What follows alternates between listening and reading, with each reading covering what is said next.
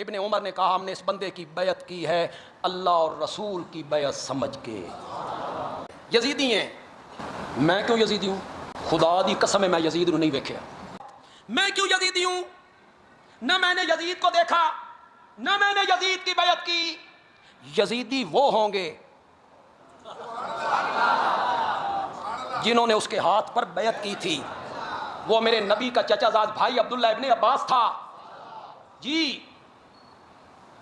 یزیدی وہ ہوں گے جنہوں نے اس کے ہاتھ پہ بیعت کی۔ وہ حضرت فاروق اعظم کا بیٹا عبداللہ ابن عمر تھا۔ اٹھاؤ بخاری، میں تاریخ کا حوالہ ہی نہیں دینا چاہتا، بخاری میں لکھا ہوا۔ حضرت ابن عمر نے اپنے خاندان کے لوگوں کو بلا کے کہا انا بایانا ھذا الرجل علی بیعت اللہ ورسولہ۔ جاؤ بخاری سے لفظ مٹا سکتے ہو تو مٹاؤ۔ ابن عمر نے کہا ہم نے اس بندے کی بیعت کی ہے اللہ اور رسول کی بیعت سمجھ کے۔ میں کیوں یزیدی ہوں؟ یزیدی وہ ہوں گے جنہوں نے اس کے ہاتھ پہ بیعت کی ہے۔ یزیدی وہ ہوں گے جنہوں نے اس کے پیچھے نمازیں پڑھی ہیں۔ یزیدی وہ ہوں گے جنہوں نے 51، 52، 53 ہجری میں اس کی امامت میں حج کی ہے۔ بتاؤں نام؟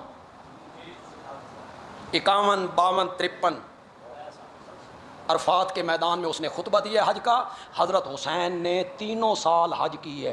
تو اب جو یزید نے امام حسین سے بیعت مانگی تھی تو وہ بیعت صرف اور صرف حسین ابن علی کی بیعت نہیں تھی، وہ بیعت جو تھی وہ آدم کی بیعت تھی، وہ نوح کی بیعت تھی، وہ ابراہیم کی بیعت تھی، وہ موسیٰ کی بیعت تھی، کیونکہ ان تمام کا ورثہ حسین ابن علی کے پاس تھا، ان تمام کے وارث حسین ابن علی تھے۔ تو اگر معاذ اللہ ثم معاذ اللہ حسین ابن علی بیعت کرتے تو تاریخ یہ نہ کہتی کہ حسین نے یزید کی بیعت کر لی تھی، پھر کہنا پڑ دیتا کہ آدم نے ابلیس کی بیعت کر لی تھی، ابراہیم نے نمرود کی بیعت کر لی تھی، موسیٰ نے فرعون کی بیعت کر لی تھی۔ لیکن حسین ابن علی نے اپنے ہاتھ کو پیچھے کیا، انکار کر کے دنیا کو بتایا کہ 1.25 لاکھ انبیاء کی وراثت کو جس نے اپنے لبوں کی نا کے ساتھ محفوظ کر لیا ہو اسے حسین کہتے ہیں۔ نعرہ حیدری، علی علی علی، جیو قبلہ جیو جیے۔ اب حسین ابن علی نے جو انکار کیا تھا وہ قطعاً یہ نہ سمجھے کہ ایک، کیونکہ بہت محدود کر کے اس چیپٹر کو پڑھا جاتا ہے، یہ کہا جاتا ہے کہ یزید چاہتا تھا کہ میں خلیفہ بن گیا ہوں اور حسین ابن علی میری بیعت کر لے۔ یہ بیعت حکومت کی بیعت نہیں تھی، وہ اسے خبر تھی کہ حسین ابن علی اس وقت زمین پہ اللہ کے نمائندے ہیں، وہ نمائندہ الہی سے بیعت مانگ رہا تھا، وہ خدا کے نمائندے سے بیعت مانگ رہا تھا۔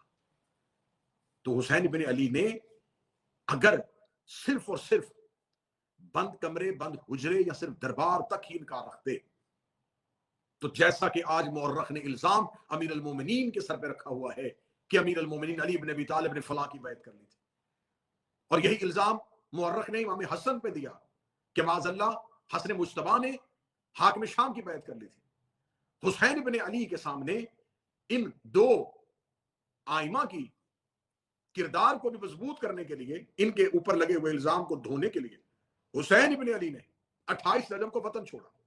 وطن اس بات میں چھوڑا کہ اگر بیعت کر لی تھی تو گھر چھوڑنے کی ضرورت کیا تھی؟ جب بیعت ہی کر لی تھی تو پھر جان کو لے کے نکلنے کی کیا ضرورت تھی؟ حسین ابن علی کو قیام کرنے کی کیا ضرورت تھی؟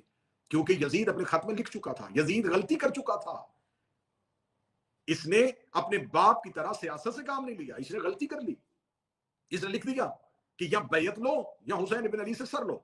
جب 26 رجب کو ولید نے اپنے دربار میں بلا کے حسین ابن علی سے کہا گیا کہ یزید یہ چاہتا ہے کہ آپ یا بیعت کریں یا پھر آپ کو قتل کر دیا جائے، اور ولید کہتا ہے کہ میں اس قتل سے باز رہنا چاہتا ہوں، میں نہیں چاہتا کہ میں آپ کے خون سے اپنے ہاتھوں کو رنگین کروں۔ اسی ایک جملے کی پاداش میں پھر اس ملعون نے ولید کو مدینہ سے معزول بھی کر دیا تھا، لیکن یہ اس کے جملے تھے کہ میں باز رہنا چاہتا ہوں آپ کے قتل سے۔ پیچھے سے ملعون مروان نے کہا کہ یا حسین سے بیعت لے لی جائے یا اسی وقت حسین سے سر لے لیا جائے۔ اب یہ لفظ وہ لکھ چکا تھا کہ یا بیعت یا سر، یا بیعت یا سر، یہ 2 لفظ آ چکے تھے کہ حسین یا بیعت کرے یا سر دے۔ آج ہر دشمن بھی لکھتا ہے حسین نے سر کٹوا دیا، حسین نے سر دے دیا، حسین نے کربلا میں زندگی دے دی، حسین ابن علی نے سر، اور حسین ابن علی نے یہ سر نو کے نیزہ پہ سوار تھا، یہ نو کے نیزہ پہ حسین ابن علی کا سر نہیں تھا، یہ حسین کا انکار تھا یہ حسین کی فتح تھی، یہ حسین ابن علی کا پرچم تھا، یہ نوک نیزہ پہ جو سر جا رہا تھا، یہ معاذ اللہ ثم معاذ اللہ قتل کرنے کے بعد یزید غالب ہو کے حسین کو مغلوب کر کے نہیں لے کے جا رہا تھا، بلکہ یزید خود ہار کے اور حسین فتح یاب ہو کے جا رہے تھے۔ یہ حسین ابن علی کا سر جب دربار یزید تک پہنچا تو دربار یزید میں حسین کے سر نے دنیا کو بتا دیا کہ یہ ملعون چاہتا تھا یا بیعت یا سر، اس کا مطلب سر آ گیا، بیعت نہیں آئی، سر حسین آیا ہے، بیعت حسین نہیں آئی۔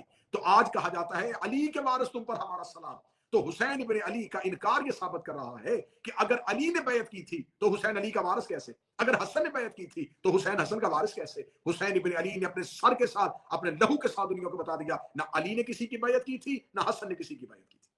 نعرہ حیدری یا علی علی علی علی علی جیو قبلہ۔ اب کیا کہا جا رہا ہے کہ آپ یا بیعت کریں یا پھر حسین ابن علی کا سر لیا جائے۔ حسین ابن علی نے دربار ملعون میں کھڑے ہو کے یہ لفظ کہہ دیے، اور وہ لفظ آج بھی تاریخ میں ہے۔ جب ولید نے کہا کہ حسین یزید چاہتا ہے کہ آپ بیعت کریں، امام حسین نے کوئی وضاحت نہیں مانگی کہ کیوں چاہتا ہے، کس لیے چاہتا ہے۔ امام حسین نے ایک لفظ کہا، امام حسین نے کہا کہ اس سے کہہ دے اور لکھ دے، میں اس سے خط و کتابت بھی نہیں کرنا چاہتا، میں نہیں چاہتا کہ میں اپنا خط اس پلی تک پہنچاؤں، تحریر حسین اس کے ناپاک ہاتھوں میں ہے۔ حسین ابن علی نے کہا تو ہی لکھ دے، مجھ جیسا تجھ جیسے کی بیعت نہیں کرتا۔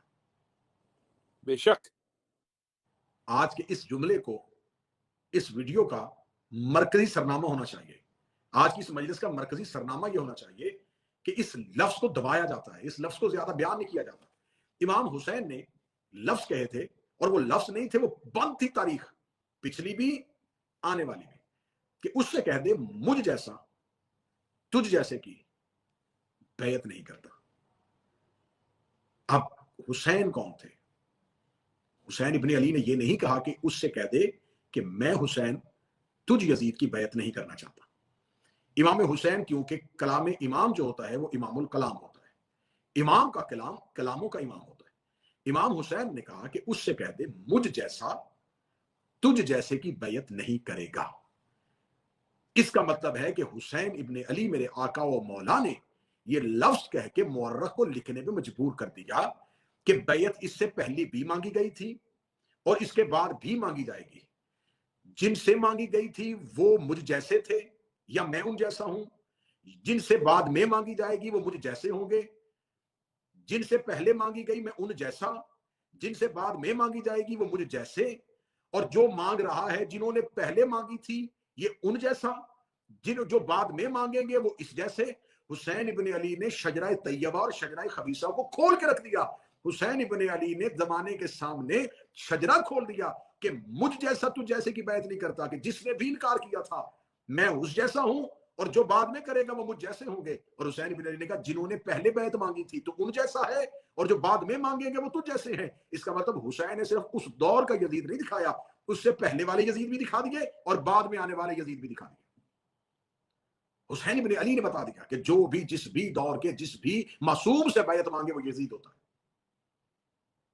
یزید کسی ایک فرد کا نام نہیں، جس نے جس دور کی حجت سے بیعت مانگی وہ اس دور کا یزید بنا۔ اب ہم پہ سوال کرو حسین ابن علی کے اس جملے کے بعد، اب ہمیں بتاؤ کہ امیر المومنین سے کس نے بیعت مانگی تھی، اب بتاؤ امام حسن سے کس نے بیعت مانگی تھی، کیونکہ حسین ابن علی نے جملے کہہ دیے کہ صرف میں نہیں، امام حسین نے کہا ان سے کہہ دے کہ مجھ جیسا تو جیسے کی بیعت نہیں کرتا۔